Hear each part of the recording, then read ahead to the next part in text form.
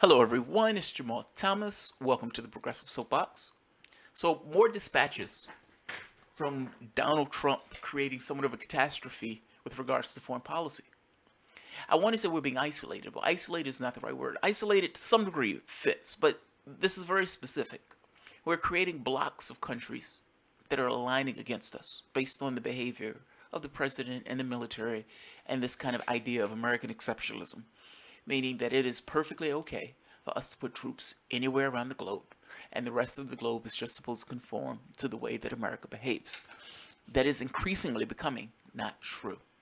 Recently, this was Turkey, and this folds into my story the other day that I did, showing how the attempt at America to isolate those countries or other countries like North Korea and Iran essentially bolstered those countries by having those countries work in tandem, meaning Russia, China, Turkey, North Korea, and Iran. Let's take a look at the story. This story is interesting, and I want to talk about the dynamic that this is creating, because this looks like, yeah, this looks bad. Let's take a look. Erdogan, we will strangle the United States-backed force in Syria before it is even born. Before it is even born. Turkey's Erdogan threatened on Monday to strangle a planned 30,000-strong United States-backed force in Syria before it's even born, as Washington-backed for Kurdish fighters drove a wedge into the relations with one of its main Middle East allies. The United States announced its support on Sunday for plans for a border force to defend territory held by United States-backed Kurdish-led fighters in northern Syria. The Syrian government of President Bashar al-Assad responded on Monday by vowing to crush the new force and drive the United States troops from the country. Assad's ally, Russia, called the plans a plot to dismember Syria and place its part under United States control. But the strongest denunciation came from Erdogan, who has presided as relations between the United States and its biggest Muslim ally within NATO have stretched to the breaking point. A country we call an ally is insisting on forming a terror army on our borders, Erdogan said of the United States in a speech in Ankara. What can the terror army target but Turkey? Our mission is to strangle it before it's even born. Erdogan said Turkey had completed preparations for an operation in Kurdish-held territory in northern Syria.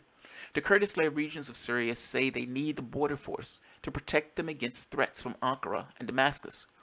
To prevent any attack, there must be a deterrent force that protects the border between our areas and others, Fawaz Yosef, a senior Kurdish politician, told Reuters. Until political settlement is reached in Syria, these areas need to be protected. Now, there aren't any guarantees, she said. The United States has led an international coalition using airstrikes and special forces troops to aid fighters on the ground battling Islamic State militants in Syria since 2014. It has about 2,000 troops on the ground in Syria. The United States intervention has taken place on the periphery of a near 7-year civil war that has killed hundreds of thousands of people and driven more than 11 million people from their homes. What they aren't saying in this article, is that the United States was helping support those terrorists. I mean, Turkey is right on this. Turkey is completely right. Hey, you're supporting terrorists. And you understand that Turkey has been hit multiple times. Their airports has been bombed multiple times. I mean, you can understand that if you're getting hit by terrorist attacks, what you would call terrorist attacks, you'd be somewhat touchy on having certain military forces on your border that you don't particularly trust. You can also be a little bit touchy when you realize that the United States has been undermining the Syrian government. Good job, Reuters, not talking about the United States government paying terrorists to undermine that government. I'm talking about on the periphery, my ass. If you're giving support and troops to topple a sovereign government, then you're culpable in that particular civil war. You've kept that civil war going at a slow boil, allowing more and more people to get killed and murdered. If we weren't a part of that process, I wasn't aware that Syria is on the border of North Carolina. I wasn't aware it was on North Carolina. I wasn't aware there were barbarians at our gates. Why are we there? Why are we there? Why are we investing our troops? Why are we investing our money in this? Why are we there?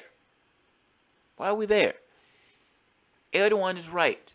And now you've just created another enemy with what was a major ally in this region of the world.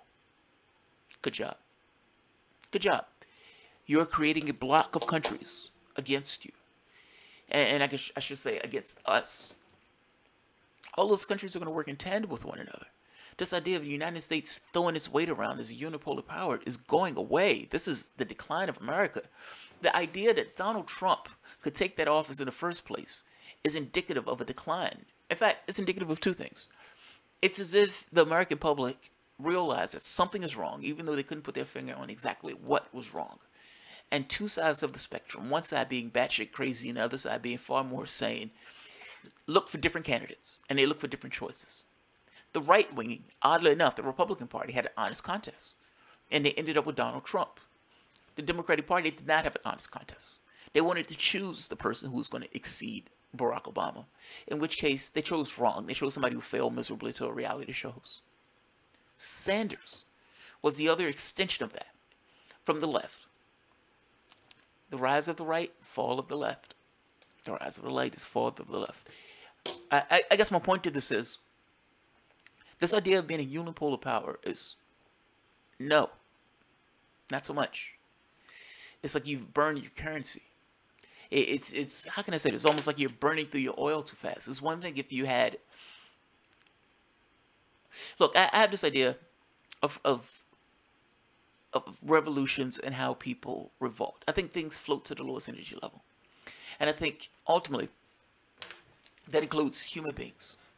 So, you can have a society. That society can be unequal. But once that society gets to a certain unequal point, where the unequality itself, meaning the just bare existence of life, is worse than what they believe will take place by changing that bare existence of life, then you're going to get a change. You're going to get somewhat of a revolution. A lot of that boils down to how the society perceives itself, how the society perceives its basic, bare bones existence of life. Meaning, how do I look at myself as a human being, and what do I see myself as being the natural level of life? What is the natural floor that we believe our society should exist on? If you're going below that floor, you're probably going to get some level of change, pushback. Around that particular floor, however, as bad as it is, you still have certain people who are in that particular component who are reformers. We can change it. We can change it. We can change it. We can make it better. In FDR's case, there were changes. But FDR was concerned that it was going to get to that point where you went beyond this idea of change and went into this idea of revolution. You can... I lost track of my thought. God damn it. I lost track of my thought. Yeah, I lost track of my thought. I guess what I'm saying is this relationship. Oh, I know what I was saying. The United States can throw its weight around to a certain point. In the same way that you can have a society that gets to a certain level, you can have a difficult society where those people still don't push for any kind of revolution because they believe that there's some wisp of a chance, or they believe that the push or the overhaul is going to take more energy, or is going to be worse than their current living situation. That's the same thing with the United States in the way that it's pushing it's thrown its weight around at the fall of the Soviet Union. Ultimately, if you're not going to milk it too bad, if you're not going to overly throw your weight around, if you're not going to create this kind of resistance against what you're doing, then you can have a pretty decent rule. No, you don't win the game, but ultimately you can have a pretty decent rule. The United States pretend as if it's won the game. It's won the game. Completely forgetting the fact that it's not a game that can be won. Ultimately, you have this existential threat between all of these different countries who's pulling and tugging for resources. And you've gotten to a point now where these other countries have started to align with one another based on the behavior of the United States. If they start making attempts to undermine the dollar, all hell is going to break loose. But I guarantee you, if things continue to go the way they're going, they will continue to make attempts to undermine the dollar. They don't want to be held in this regard, meaning they don't want to be subordinate to the whims of the United States, particularly when those whims have become erratic and all over the place.